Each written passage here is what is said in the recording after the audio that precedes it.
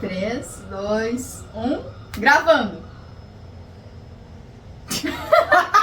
Quem começa? Tu começa, velho. Vamos por ordem de idade e de ordem alfabética. Este vídeo. Oi! Tá combinando com o cenário atrás de ti, olha que chique. Muito bem. Oi! Tu começa a falar. 3, 2, 1. Oi! O vídeo de hoje é pra contar quando que começou a aventura mais olímpica das nossas vidas. Não foi no início dessas Olimpíadas.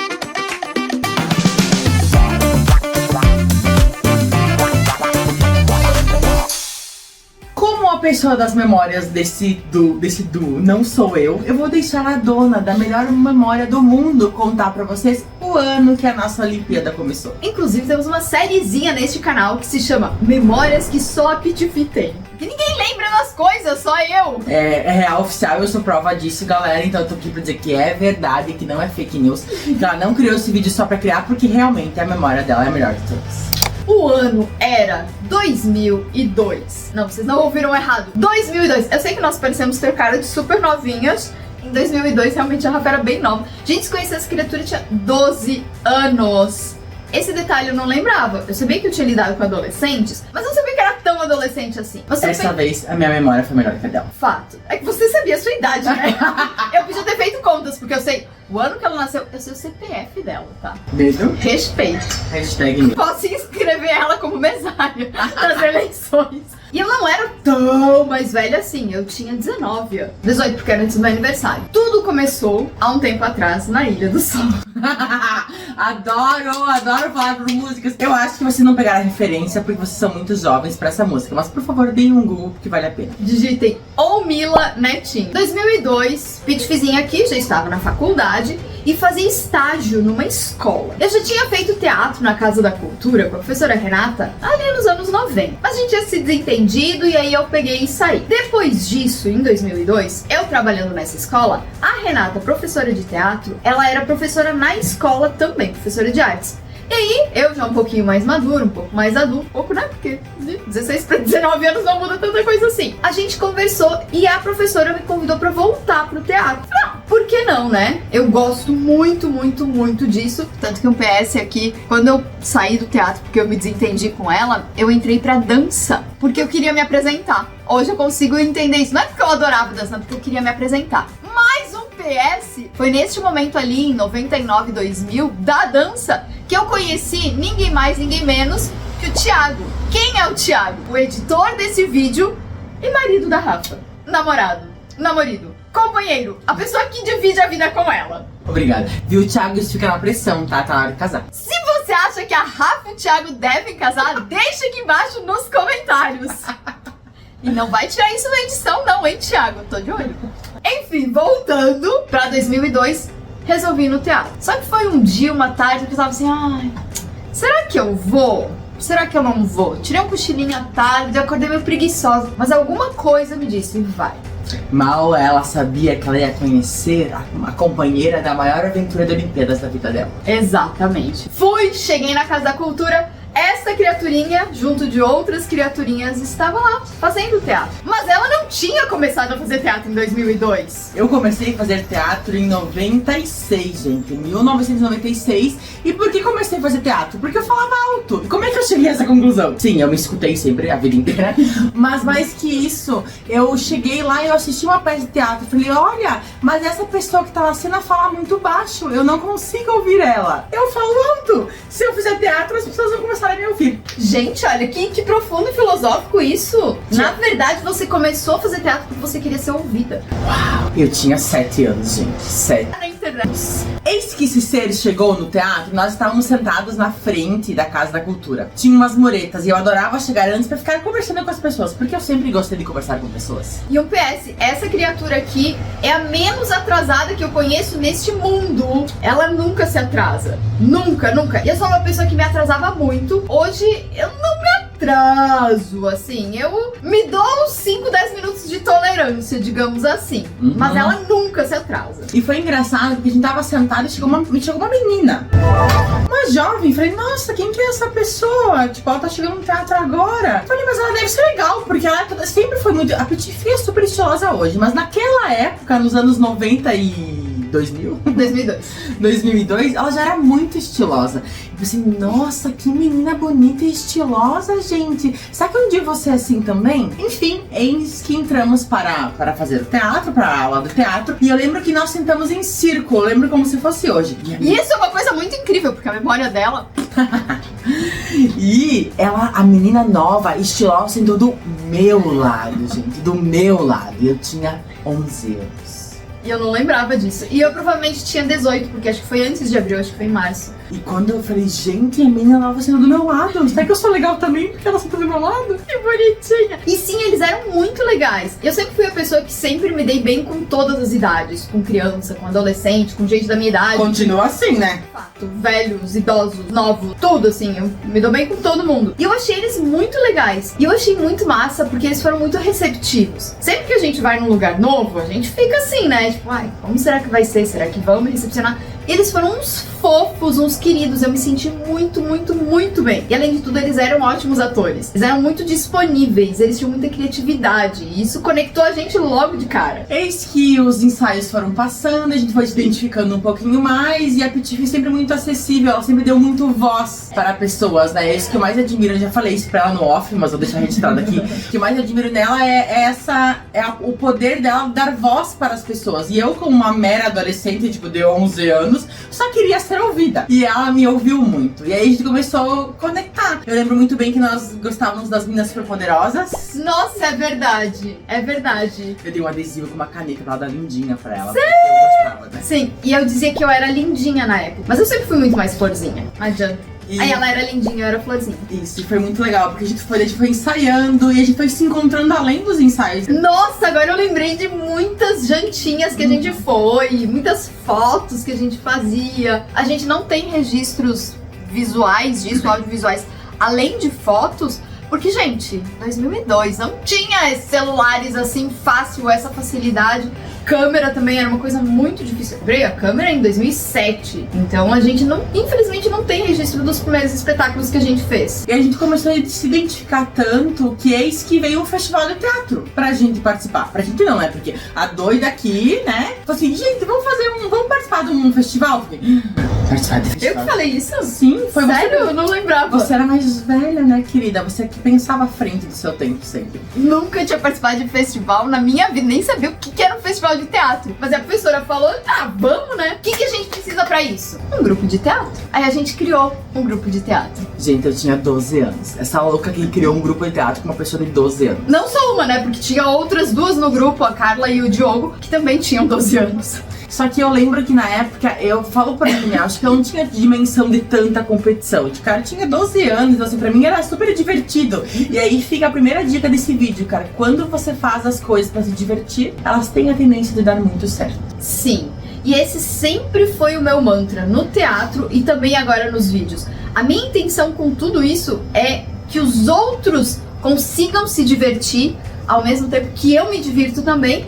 E ter aquela coisa de pensar, de refletir e tudo mais. E assim, não sei se vocês viram, mas nessas Olimpíadas a gente viralizou com alguns cartazes. 3 vezes. 3 vezes, 3 pontos, 3º lugar. Mas, o que isso quer dizer? A parte que eu mais gostava, acho que eu nunca falei isso, mas a parte que eu mais gostava... Descobrindo muitas coisas junto com vocês agora no vídeo. A parte que eu mais gostava, além de apresentar, era a parte de criar roteiro. Sério? Porque a gente se divertia muito, a gente ria muito. Tipo assim, às vezes as pessoas não riam das nossas piadas, porque era muita piada interna. Mas a gente amava tanto essas piadas que a gente colocava isso pro roteiro. E a gente escreveu várias peças, né? Vários roteiros. Eu adorava a parte de colocar trilha sonora nos momentos, era a parte que eu mais gostava. Eis que então, por isso que nessas Olimpíadas a gente resgatou a nossa criatividade lá de trás do grupo de teatro. Porque com esses cartazes a gente resgatou muitas memórias, a gente se divertiu muito. Enquanto a gente criava, enquanto a gente pensava os cartazes, e até mesmo na hora que a gente ia escrever o jeito que a gente ia colocar, isso tudo acabou trazendo aqueles sentimentos de antes pra gente. E aí, vamos falar sobre o nosso primeiro espetáculo, que na verdade era uma sketch. Quem não sabe o que é sketch, é um teatro curto, geralmente assim, 15, 20 minutos no máximo. A gente pegou o quê?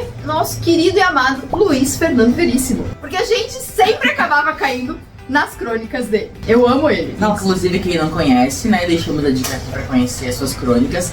Elas são muito engraçadas, mas tem umas reflexões incríveis que vale a pena conferir. E isso fala muito do nosso jeito, porque a gente gosta muito de fazer os outros rirem, mas não só aquela risada pra risada. É aquela risada que, no fundo, você acaba tendo aquela reflexão. Tá. Aí, beleza. Primeiro espetáculo, O Nariz. A crônica incrível do Luiz Fernando Veríssimo. Vamos participar de um festival de sketches. Precisamos de um nome. Precisamos de um Que nome a gente dá pro nosso grupo? Você lembra como que foi a criação do nome? Eu não lembro. A gente não tava no palco, a gente tava na sala lá de dança, e a gente tava conversando, né? Tá, que nome que a gente coloca, que nome que a gente coloca? Não sei se foi você ou o Diogo que sugeriu 007. O Diogo, certeza absoluta. Ele amava o número 7. Certeza. Gente, você lembra que a gente tinha uma ideia de fazer um espetáculo de números? A gente ia ter o 40 e 10. E o 40 e 10 era muito revoltado, porque ele não tava nos números. Gente, agora que eu sei por isso que a gente gosta de Harry Potter, plataforma 934. Cara, a gente já sabia disso muito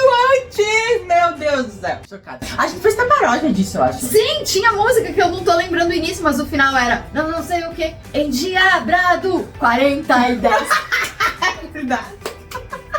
Mas essa peça nunca saiu do papel. Inclusive, a gente ia ficar falando com o Fernando, que era professor de matemática e física do cursinho. É verdade, do Meta. Do Meta. E ele tinha gostado muito da ideia, ele ia ajudar e tal. Mas enfim, foi uma ideia que acabou nunca saindo do papel. Endiabrado, 40 e 10. Meu Deus, é verdade, cara. E era nesse ritmo. Endiabrado, 40 e 10.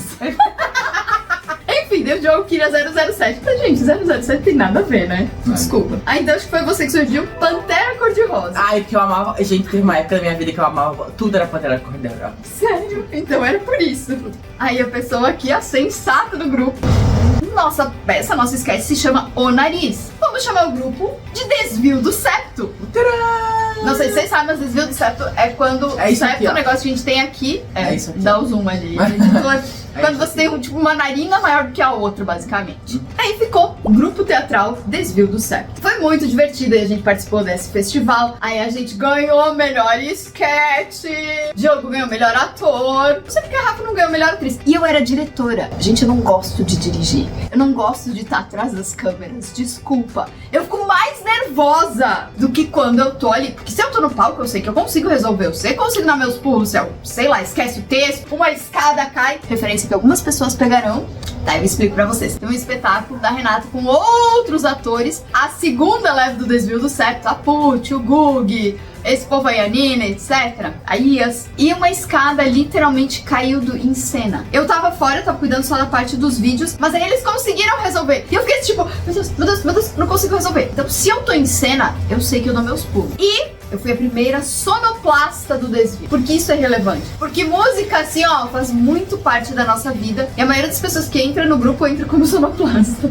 A gente tem esse meme no grupo, que entra como sonoplasta. E aí... Não, e corta pra hoje, né? A Priscila nos dirigiu a vida inteira. E hoje, quem que tá por trás das câmeras da Priscila? Gente, tô chocada com essa reflexão agora. É verdade, coisa que eu também não tinha me ligado. E por que que eu comecei como diretora se eu gostava de atuar? Você sabe? Porque tu era mais velha? Mas não era só por isso. Por quê?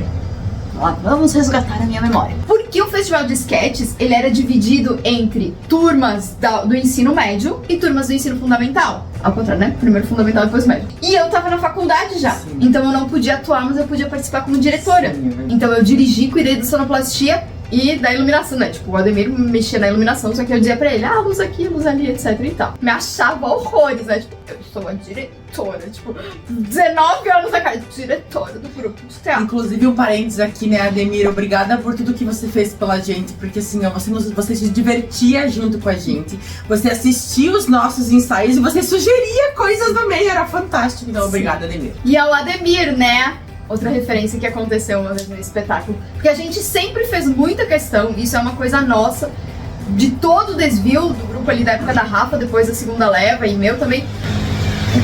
Esperar passar o barulho. Isso sempre é bem importante. A gente tinha que esperar as pessoas terminarem de rir pra gente continuar a falar. Então essa referência a gente continua aqui. Mas de agradecer quem tá por trás. Porque um espetáculo, um vídeo, tudo, nada acontece sozinho. E essa foi a principal lição que eu aprendi nessas Olimpíadas. Não é por não é uma pessoa, é o conjunto, é a unidade. São as pessoas que estão ali dando a carinha a tapa, são as pessoas que estão em quadra, que estão na arena, que estão na frente do vídeo, mas também é muito das pessoas que estão atrás. Porque a gente não consegue fazer nada sozinho. A gente até consegue, mas é muito mais sofrido, muito mais sacrificante e muito menos divertido. Quando você compartilha a alegria com o outro, ela se expande. Então a gente sempre agradeceu ao Ademir. E aí teve uma vez no espetáculo que a gente tava agradecendo, né, e tal, agradecer a professora Renata, pipipi, os pais que ficavam na bilheteria. E aí a Puth falou, e ao Ademir, né? Aí ficou Ademir, né? Ademir era o iluminador. Beijo, Ademir. Beleza. Aí a gente fez essa sketch, foi um sucesso de 3 prêmios. 3. A gente ganhou 2. Depois, no ano seguinte, aí a gente fez... Mas melhor sonoplastia também. Não, nesse primeiro festival só tinha esses 3 prêmios. Sério? Sério. Era só melhor ator, melhor atriz e melhor montagem. E aí, no segundo ano, que a gente participou de novo com o Lar Desfeito, eu de novo como diretora, porque daí eles já estavam no ensino médio, mas ainda assim eu tava na faculdade. Aí começou a ter premiação em dinheiro, tá? Sim, Cada premiação era tipo R$100. E ali a gente ganhou 2 troféus. Foi segundo lugar melhor montagem, o Diogo ganhou melhor ator, e eu ganhei melhor direção. Eu ganhei melhor diretora. Aí a gente ganhou ali. Mas então tinha mais o quê? Eu acho que não tinha sonoplastia nesse. Em qual que é o Márcio Celestino? Marieta e Galileu. É verdade. Que aí no terceiro ano, e nisso a gente também fazia espetáculos. Nossa, agora eu lembrei. Eu vou ter que contar isso pra vocês. Nossa, Pra sério. mim também, porque eu não sei do que ela tá falando. Um dos espetáculos que a gente fez lá na Casa da Cultura, porque assim, a gente tinha um grupo de teatro, que era o Desenho do Septo, e a gente continuava fazendo as aulas na Casa da Cultura. Um dos espetáculos que a gente fez foi o Caco e Teca. É verdade. E por que que eu preciso contar isso pra vocês? Porque Caco e Teca era praticamente um Divertidamente. Nossa, Hollywood nos copiou. Isso foi, sei lá, 2004, eu acho, 2003. Não, 2003 foi A Lei e o Rei. Então foi 2002. Já? Em 2013 eu passei um concurso e aí eu lembro que a gente apresentou A Lei e o Rei no final de 2003. Então isso foi 2002 mesmo. Cara, Caco e Teca, eu lembro muito de uma frase. Fala alto! Você sabe falar alto? Fala alto! Caco e Teca foi um espetáculo muito especial, eu era espinha. E eu lembro que a gente fazia de tudo pro Caco e pra Teca não ficarem juntos. Por exemplo, eles interagiam com o espelho. A Teca com a espinha, com os pneuzinhos, com a vergonha, enfim. Tinha vaidade, tinha coragem. Eu era coragem! Coragem. Eu era coragem, gente! Isso é muito a minha cara. E o meu figurino era laranja. É verdade. Porque pra gente também cada sentimento tinha uma cor. Nossa, gente! Era vermelho, a espinha era vermelho. Não, Não, a Prida Roit. Oi, tudo bom? Errei. A Prista de Nick. Ela era espinha. Não, você era espinha. Vergonha. Ela era vergonha. E eu lembro que... Eu era laranja. E eu, sem querer, tô laranja aqui. Eu era coragem. E eu lembro que no final eles ficavam juntos, obviamente. Aí a gente falava: Caco e Teca, esse amor é uma meleca. Tanto trabalho pra nada. Fizemos uma baita cagada. Gente, eu odiava isso. Renata, desculpa, eu te amo. Mas eu odiava que todos os teatros eram rimados. Que ranço. Eu gostava. Não, facilita pra decorar, fala. Claro. Mas eu odiava, porque tudo tinha que ser rimado. Que inferno. Crianças gostam disso. Acho que porque eu gosto sempre de improvisar, e daí com rima você não podia fazer isso. E talvez isso era uma tática dela, justamente para as crianças não saírem do texto. E olha que legal, esse espetáculo do Caco e Teca, a gente apresentou em escolas. É verdade. A gente ia nas escolas De Kombi, apresentar. gente. A gente ia de Kombi da prefeitura. Amava.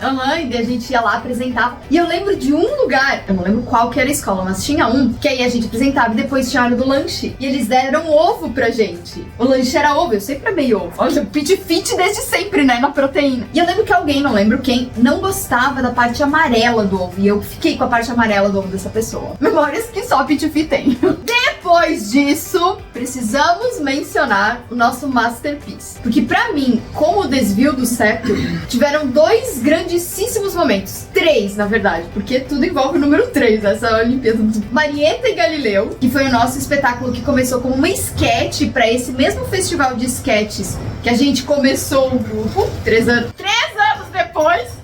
Tudo 3. E depois ele virou uma peça. A gente adaptou pra virar uma peça. Esse, lá em cima do piano, que era com a segunda geração do desvio, e a terceira cantora careca, que a Rafa já tinha voltado pro grupo. A gente vai chegar lá, calma. 3 peças. Marieta e Galileu era a história de Romeu e Julieta. Tanto que a gente acabou se confundindo, porque era pra ser Romeu e Julieta, Galileu e Marieta.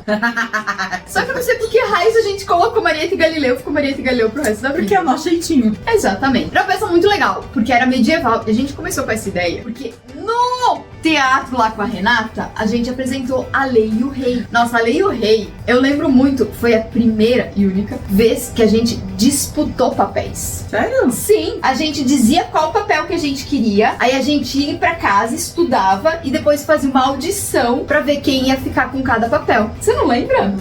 Tu lembra quem você era, pelo menos? Você era o assessor do rei. O rei era Eu era o rei.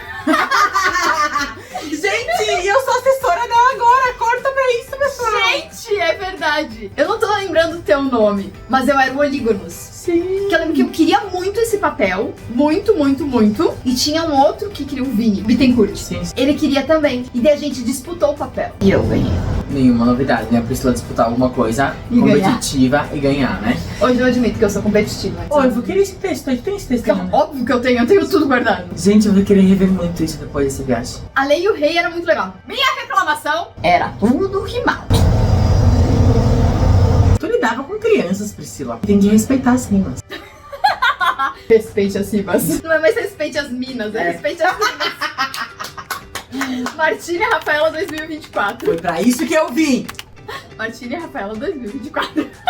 Beleza, aí a Lei e o Rei a gente tinha figurinos muito legais. Aham, Muito que legais. E a gente pensou, a gente tem figurinos medievais, vamos fazer uma peça nessa pegada. E era muito legal, porque Marieta e Galileu começava com uma cena do meio. Começava com a cena do casamento. É verdade. O padre, que era Camila, falando, né? Começando o casamento da Marieta com o Roleu, que era irmão do Romeu. A gente que criou isso, né? Porque Sim. quem colocou Roleu? Faz referência? Ah, eu não sei, mas eu gostei. E aí ela parava, né? Se alguém tem alguma coisa contra este casamento, que fale agora ou cale-se pra sempre. E o Diogo, que era o Galileu, gritava lá do fundo, eu! Apagavam-se as luzes e começava o teatro. Gente, que gênios. Plot twist no início pra segurar a galera. A gente já fazia copy. Tem que explicar o que é copy. Copy, na verdade, é o gatilho mental que tu coloca na tua descrição certinha pra você segurar a pessoa no seu vídeo, ou na sua legenda, ou no seu post. Gente, a gente já fazia isso em 2000 e quanto? 2003. Respeita a nossa história, pessoal. Detalhe, tá? O filme Efeito Borboleta faz isso, mas ele é depois de 2003.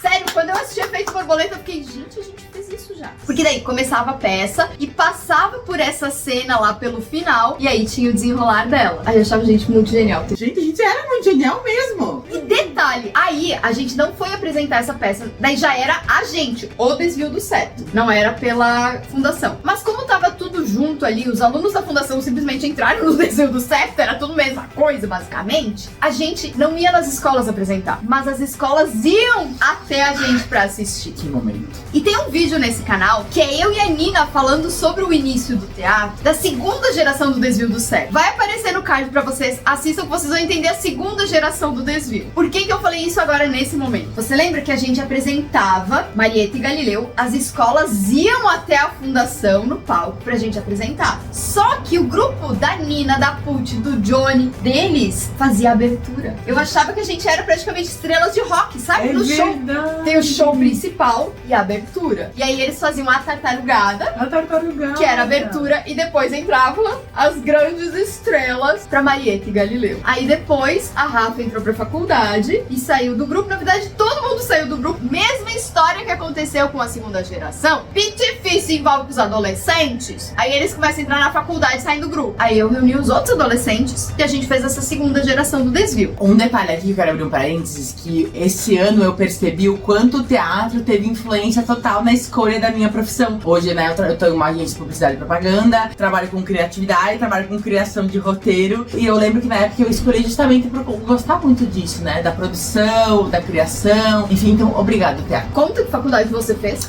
Eu fiz faculdade de comunicação social, rádio e TV, mas também a ela serve, é comunicação social como um todo, na verdade, né? Tem a parte de jornalismo, tem a parte de produção audiovisual e tem a parte de publicidade. Então eu sou muito feliz porque eu sempre gostei de tudo, da parte do teatro, criação, atuação, né? Figurino, música. E eu consegui fazer isso na faculdade também. E hoje na agência também faço isso, então eu sou muito feliz. Então, obrigada, teatro. E foi o teatro que nos uniu, então obrigada, teatro. E assim, apesar deles terem saído do grupo, a gente nunca se afastou tanto assim. Tanto que quando ela tava na faculdade, ela me chamou pra fazer parte de um projeto que eles tinham. Juntou o pessoal do rádio, TV e da publicidade e eles tinham que fazer um curta-metragem. Quem foi a estrela do curta-metragem? Muito elogiada, inclusive, pelo diretor. E eu achei o máximo, que eu sempre amei isso. Eu tinha feito um curso de cinema, mas assim, um curso de não faculdade, um curso ali com o diretor. Gravei 2 curtas e tal.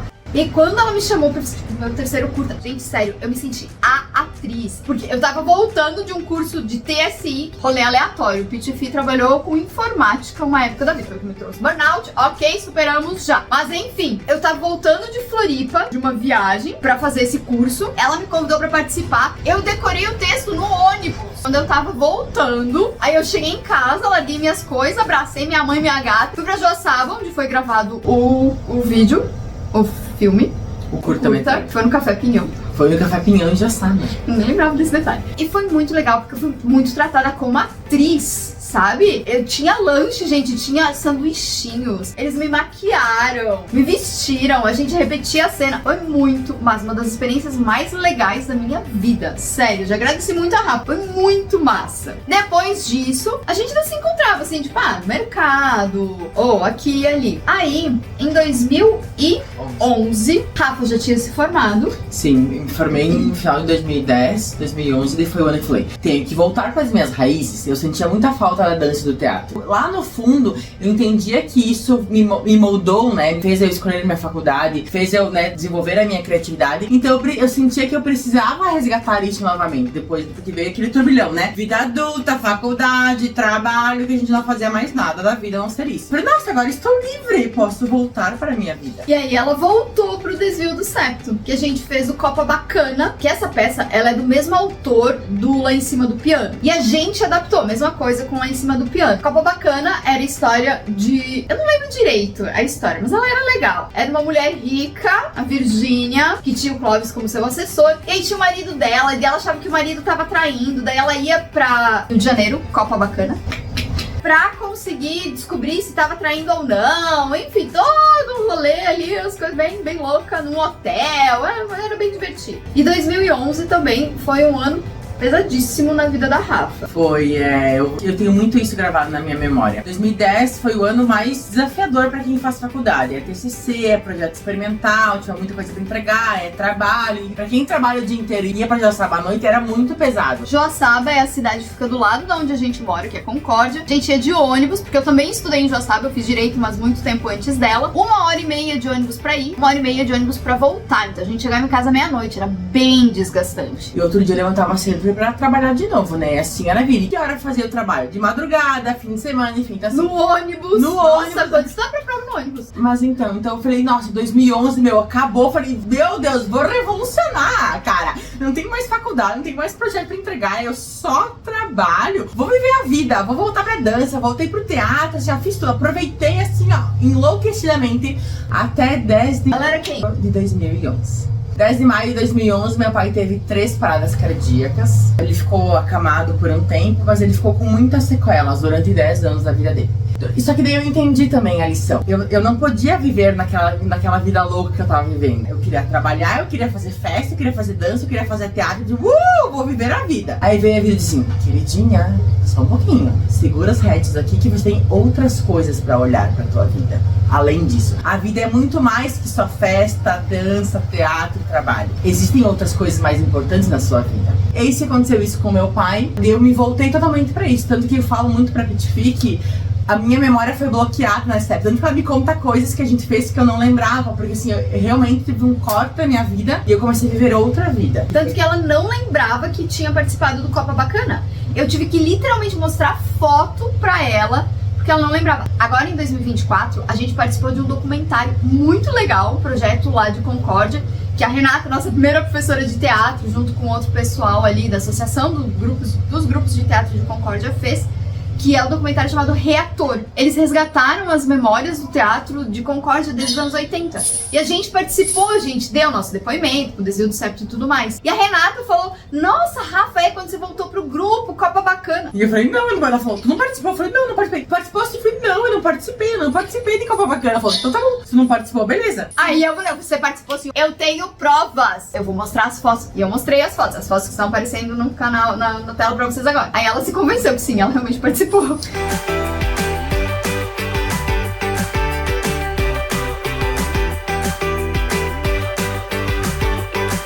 Mas realmente foi um ano muito pesado pra mim, porque eu vinha de uma... Pra mim, eu tava ascendendo muito na minha vida profissional e pessoal. Eis que a vida vem dizer, queridinha, abaixa o tom aí que tu não tá muito boa ainda não quando tu pensa.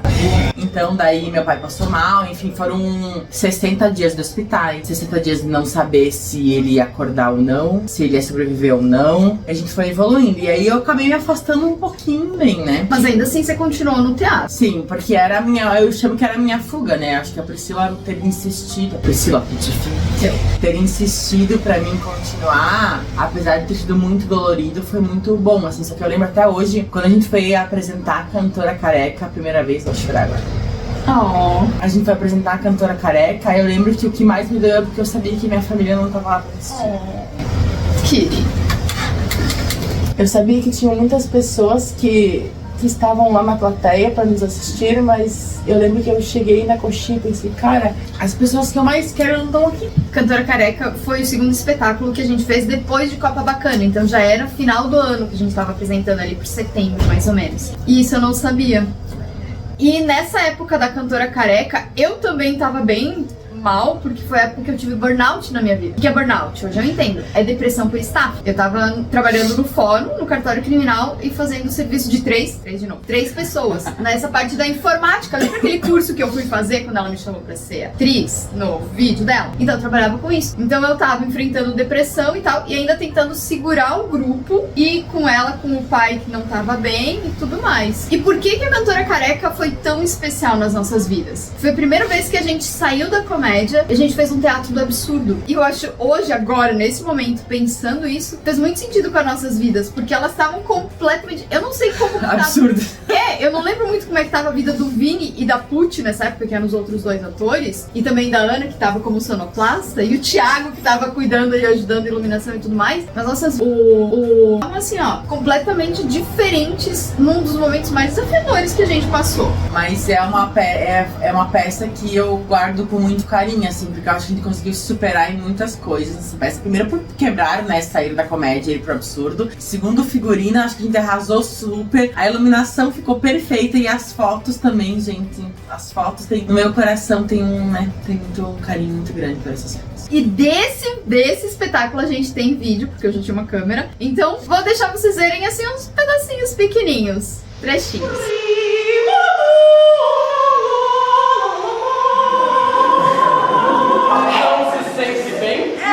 O coração não envelhece. É o que dizem. Também dizem o contrário. A verdade fica entre os dois. Isso sim é verdade. O galo. Era uma vez um galo que queria brincar com um cão. Mas ele não teve sorte, porque todos o reconheciam imediatamente. Ai, essa é a minha preferida. Por outro lado, o cão nunca fora reconhecido. Eu vou contar-lhes uma. Ah, não. Essa vai ser boa, senhor Martin. Essa quem me contou foi Bob Watson, o defunto, na sua missa de sétimo dia. Lá em Concórdia eles tinham criado o festival Tecendo Riso. Com a segunda geração do desvio a gente participou com Lá em Cima do Piano, com o Salum e com a Cantora Careca. E a Cantora Careca foi extremamente elogiada. Eles gostaram muito. Inclusive uma coisa que eles falaram, na época eu me senti meio assim, tipo, nossa gente, não fala isso. Porque nós éramos o grupo mais novo dos três que tem na cidade. Tinha na época, né? Hoje já foi tudo reformulado. Os outros já existiam há muitos anos. E o pessoal, os debatedores ali, elogiaram muito. Falaram, nossa, olha só, os novinhos deram um banho nos velhos. Aí eu fiquei assim, tipo, gente, não fala isso, meu Deus. Mas a gente realmente fez com muito carinho, com muito amor. Apesar de todas as dificuldades que eu tava de atestado, a Rafa enfrentando tudo isso. Nossa, agora eu lembro dela e tudo mais. A Puth, o Vini tava naquela época de vestibular também, que também é uma época bem atribulada na vida. E a gente conseguiu entregar um espetáculo incrível. Muito, muito, muito sensacional. E as pessoas curtiram pra caramba. Aí, tivemos depois Rafa saindo de novo do grupo. Sim. Porque... Eu acho que foi por conta da situação do meu pai mesmo, assim, da minha mãe. Eu lembro que eu me dediquei muito tempo pra isso. E eu sabia que o momento era pra isso. Então, eu fazer as duas coisas, eu não dava conta. Então, eu não tava feliz nem de um lado e nem do outro. Aí fica mais uma dica pra você. Por muitas vezes a vida vai te colocar provas, vai te colocar situações que você vai ter que decidir tomar alguma decisão. Mas tome essa decisão, porque um dia as coisas voltam pra você.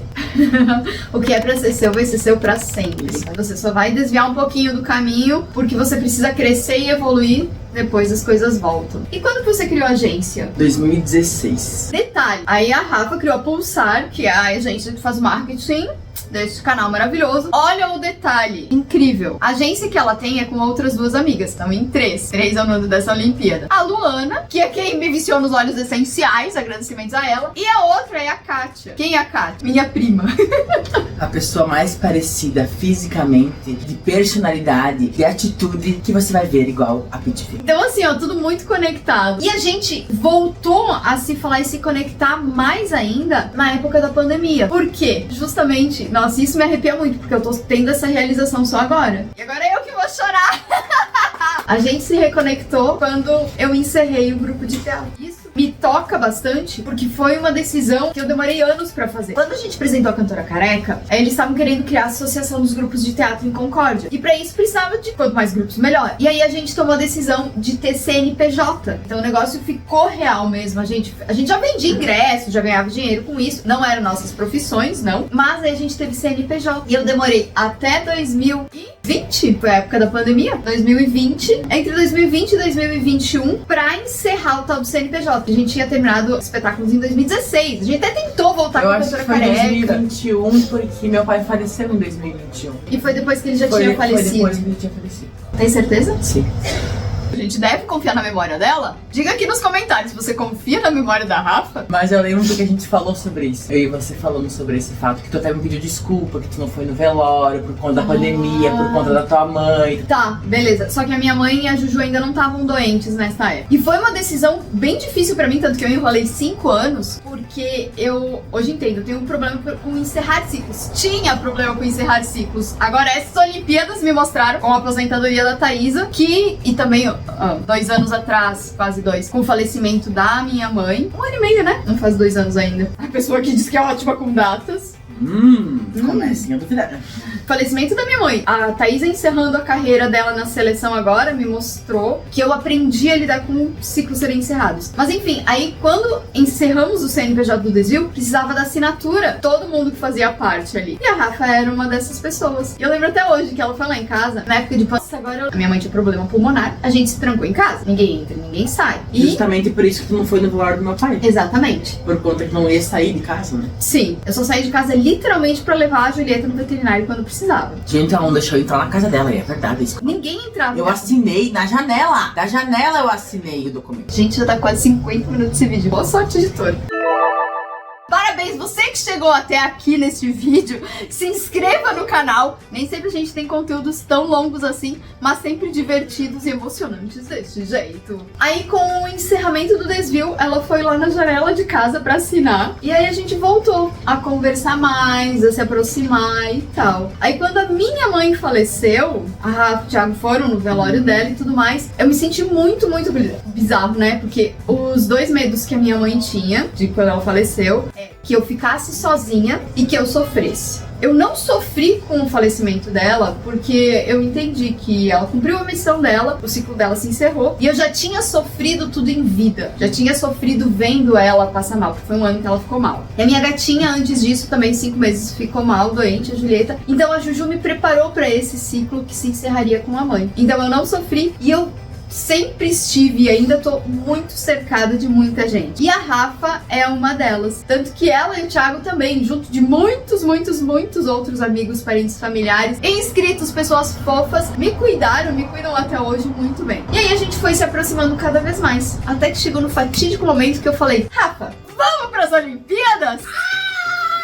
Claro que vamos, né, gente? Como é que vai recusar isso? Claro que vamos, gente! Aí, agradecimentos a Thaisa Dyer por ter voltado pra seleção, por ter vindo pra essas Olimpíadas, que eu vim pra cá pra ver ela ser tricampeã. Não vi porque os planos de Deus eram diferentes dos nossos. Era pra ser 3, mas era 3 de terceiro lugar, que era uma conquista coletiva e não pra ela ser tricampeã. Mas de qualquer forma, vi ela, tirei foto com ela e com a medalha, consegui abraçar muitas vezes. E a gente viveu aqui experiências incríveis. Mas isso fica pro próximo vídeo! Se inscreva no canal se você não é inscrito e me diz aqui embaixo nos comentários o que você quer ver nesse próximo vídeo. A gente tem muitas histórias, muitos bastidores do que aconteceu aqui nas Olimpíadas, de como foi viralizado fora na internet com 3 cartazes. Queria fazer uma reflexão aqui, tu fala de encerrar ciclos, olha como é bonita a nossa história. A gente se conheceu criando um grupo, a gente se reaproximou finalizando um grupo. E o que será que vem o próximo ciclo? Aguardem, porque Los Angeles está logo aí, pessoal.